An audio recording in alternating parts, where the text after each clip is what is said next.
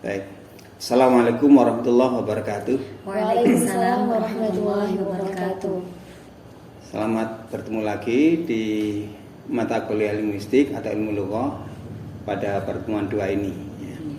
Pada pertemuan 2 ini apa saja yang akan kita bahas? Yang pertama kita akan membahas tentang definisi. Lalu yang kedua ada sejarah perkembangan dari linguistik. Yang ketiga ada bidang kajian linguistik beserta bagian-bagiannya. Yang keempat ada membedakan antara mikrolinguistik dan makrolinguistik. Dan yang terakhir pentingnya linguistik dalam kajian bahasa. Baik. Berarti sekarang tentang definisi dulu ya. Betul, Ustaz. Ya, linguistik atau ilmu lughah berarti ilmu bahasa. Maka definisi para ahli tidak keluar dari situ ya. Yang singkat definisi Matteo 97, dia mengatakan bahwa linguistik adalah studi ilmiah mengenai bahasa. Ada lagi yang mendefinisikan cukup panjang, the scientific study of language and its structure, including the study of grammar, syntax, and phonetic. Intinya ilmu bahasa. Karena bahasa pada pertemuan yang lalu sudah kita bahas tentang bunyi, maka ada ilmu bunyinya. Karena bahasa itu terstruktur, ada ilmu strukturnya. Karena bahasa punya makna, ada ilmu maknanya. Jadi intinya linguistik adalah ilmu tentang bahasa, baik bahasa itu sendiri maupun nanti kaitannya dengan bahasa, dengan fenomena yang luar bahasa. Baik, kalau ada definisinya mungkin bagaimana Ustaz dengan sejarah perkembangan linguistik itu sendiri? Iya, sejarah perkembangan linguistik. Di buku yang ditulis oleh Joko Kencono itu secara umum sejarah pengembangan linguistik itu ada pertama zaman Yunani kuno. Artinya saat Plato, Aristoteles itu sudah ada ilmu linguistik, sekalipun sangat sederhana sekali, misalnya tentang tema dan rema gitu. Kemudian ada zaman Romawi, setelah Romawi menaklukkan Yunani, ada tokoh-tokohnya ya. Ada Faro, ada Princianus. Kemudian zaman pertengahan ya, ditandai dengan maraknya kajian bahasa Latin sekitar abad 13 sampai 15 Masehi. Kemudian linguistik modern itu abad 19 abad 20. Nah, ada lagi linguistik khas Arab. Perkembangan linguistik khas Arab itu sudah dimulai sejak Khulafaur Rasyidin, utamanya Sayyidina Ali.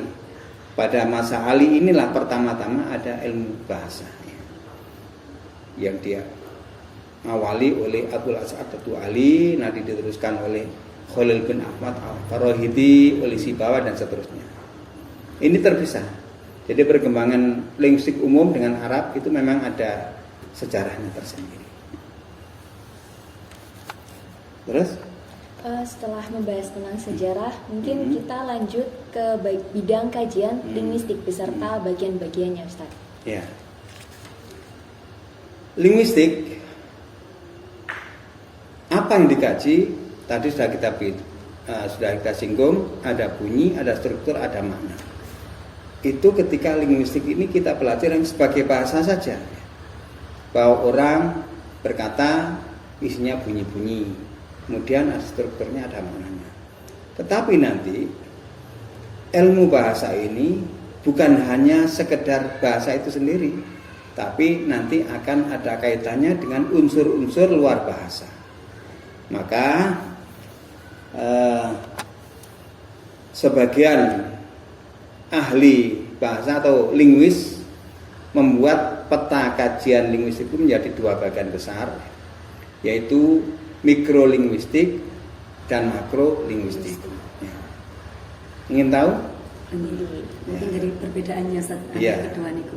Kalau arti gampangnya mikro itu kecil apa besar? Kecil. Kecil. Kalau makro? Besar. Nah, berarti yang kecil ini bahasa saja. Artinya nanti ada bidang-bidang yang khusus mempelajari bahasa itu. Dari bunyinya ada ilmu fonologi atau ilmu aswat. Kemudian strukturnya itu ada struktur kata. Bagaimana masdar umpamanya amrun menjadi fi'il mati amaro ya'muru, menjadi isim fa'il amirun, isim maf'ul ma'murun, dan seterusnya. Semuanya itu masuk dalam morfologi atau ilmu as-sarf, ilmu sarfi, yang nanti akan banyak sekali di sini pembahasannya. Bagaimana satu kata dari mudzakkar menjadi muannas, mufrad, tasniyah, dan jamak seterusnya. Nah, kalau kemudian kata itu sudah bersanding dengan kata lain, nanti akan ada sanding kata. Maka hubungan satu kata dengan yang lainnya itu nanti ada namanya struktur sintaksis, ya, atau ilmu nahwi. Kalau Anda sudah pernah belajar ilmu nahwu, ada jumlah fi'liyah, jumlah ismiyah. Nah, itu namanya sudah kalimat. Ada tarkib, ada idhofah, ada naat man'ut, itu namanya tarkib, belum kalimat. Nah, itu semuanya dibahas di dalam ilmu nahwi atau sintaksis. Semua yang diucapkan kemudian bermakna. Nah, makna ini ada ilmu tersendiri yang membahas, yaitu semantik atau ilmu dilalah. Ilmu dilalah. Nanti ada makna denotatif. Kalau kita mengatakan kursi, ini kursi artinya. Tetapi kalau anggota DPR rebutan kursi, bukan berarti kursi itu ya diduduki, ya, tapi rebutan jabatan. Nanti dibahas dalam ilmu semantik. Semuanya tentang unsur bahasa. Nah, kemudian ketika bahasa digunakan oleh manusia, manusia kan punya latar belakang sosial, budaya, psikologi, dan seterusnya. Maka bahasa itu ilmunya berkembang. Ada namanya makrolinguistik. Makro besar kan ya. Makro ini terbagi menjadi dua bagian besar, yaitu interdisipliner dan terapan. Inter itu? Antar, ya, antar. Interdisiplin. Bahasa dikaitkan dengan fenomena sosial. Nanti akan ada namanya ilmu sosiolinguistik. Ilmu lughah al-ijtimai. Bagaimana bahasa itu ketika sudah digunakan dalam struktur sosial, nanti akan ada bahasa formal, ada bahasa non formal. Di dalam bahasa Arab ada bahasa fusha, ada amiyah. Ketika kita baca Quran, fusha bahasanya. Kita khutbah fusha, ketika ngomong sehari-hari amiyah, dan itu sangat beragam. Jadi nanti ada namanya lahjah atau dialek. Kemudian nanti juga dibahas tentang bilingualisme, bagaimana orang yang menguasai lebih dari dua bahasa, sikap bahasanya bagaimana. Itu nanti sosiolinguistik. Ini banyak, ada psikolinguistiknya. Psiko berarti kaitannya dengan psikologi. Psikologi berarti gabungan antara ilmu bahasa dan ilmu psikologi. Bagaimana orang menguasai bahasa. Anak kecil dari nggak bisa bahasa, bisa berbahasa. Itu nanti dipelajari dalam psikolinguistik. Bagaimana orang kemudian memahami bahasa orang lain, itu juga di psikolinguistik.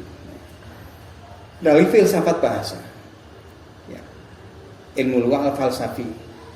Ada lagi etnolinguistik, tentang etnografi digabungkan dengan linguistik. Bagaimana ada sebuah komunitas, bagaimana mereka berbahasa, ya, sejarahnya bagaimana, seperti itu ada ilmunya tersendiri. Dan ini selalu berkembang. Itu ilmu lughah yang interdisipliner. Nah, bagaimana yang terapan? Kalau terapan itu adalah menerapkan bahasa pada sebuah keterampilan atau keahlian tertentu. Bahasa ingin kita ajarkan pada orang lain. Ada ilmu pengajaran, Mbak. Kalian sudah ada dalam prodi apa? Ta'limul, prodi pendidikan bahasa. Ini terapan. Untuk mendidik bahasa pada orang lain ada metodenya, ada medianya, Ada apa lagi? strategi, Nah, strategi. Ada apa lagi? Paling atas kurikulum. Ada evaluasi. Nah, itu semuanya terapan. Jadi bahasa kemudian diterapkan pada kegiatan pembelajaran. Penerjemahan juga terapan karena mengalihkan satu bahasa pada bahasa yang lainnya. Keterampilan untuk menerjemahkan.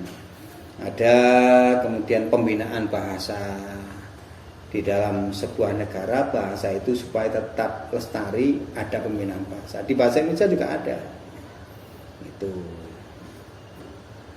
Itu jadi gambarannya ada mikro itu khusus bahasa itu sendiri, kalau makro ada yang interdisiplin, ada yang terapan. Ada lagi? Lalu Ustadz, dari pembahasan ini tentu linguistik sendiri memiliki urgensi nggih Ustadz. Ya. Kira-kira apa saja nggih dari Ya, baik. Kalian nanti akan menjadi guru bahasa. Ada beda antara orang yang menguasai linguistik dengan yang tidak tahu linguistik ketika mengajar bahasa. Kita lihat tujuan akhir dulu. Tujuan akhir linguistik berbeda dengan tujuan akhir pengajaran bahasa. Linguistik ingin menemukan bagaimana bahasa bekerja dan memberikan sebaik-baiknya, bagaimana itu bunyinya, bagaimana strukturnya. Nah, orang yang bisa menguasai ini ketika mengajarkan muridnya akan bisa memilah-milah. Kalau tidak tahu linguistik, yang ngajar pokoknya ngajar, tapi dia tidak bisa sedetail orang yang paham linguistik. Pengajar bahasa hanya ingin menjadikan murid mampu berkomunikasi, tapi tidak bisa murid untuk ahli tentang bahasa, tidak bisa. Untuk ahli tentang bahasa harus belajar linguistik. Nah, relevansinya guru yang tahu linguistik akan menyadari hakikat bahasa dan bagaimana dia bekerja dengan bahasa itu. Kemudian kesadaran ini akan menunjang guru dalam meningkatkan proses profesionalismenya. Tadi saya katakan tanpa tahu ilmu linguistik guru tidak bisa seprofesional guru yang paham tentang linguistik. Bisa analisis kontraktif. Ketika mengajar bahasa, dianalisis kontrastif, dikontraskan. Kontras antara kata per kata, bisa kata kerja, kata benda. Analisis kesalahan. Kemudian kontrastif antar kalimat. Kalau kalimat jumlah fi'liyah, bahasa Indonesianya bagaimana? Kalau jumlah ismiyah, Indonesia bagaimana? Kalau tidak tahu linguistik, tidak bisa seperti itu. Sehingga linguistik itu menjadi sumber asumsi dan dia berimplikasi pada pembelajaran bahasa. Itu. Ada yang lainnya? Insyaallah sudah. Cukup ya? Cukup. Baik. Alhamdulillah hari ini kita sudah mempelajari apa saja tadi? Ada definisi, sejarah, tadi bidang bidang linguistiknya sama urgensi ya. urgensi dari linguistik sendiri. Semoga bermanfaat. Kalau ingin memperdalam nanti didalami sendiri materinya, ada di buku, ada di webnya ya. Terima kasih. Assalamualaikum warahmatullahi wabarakatuh. Waalaikumsalam warahmatullahi wabarakatuh.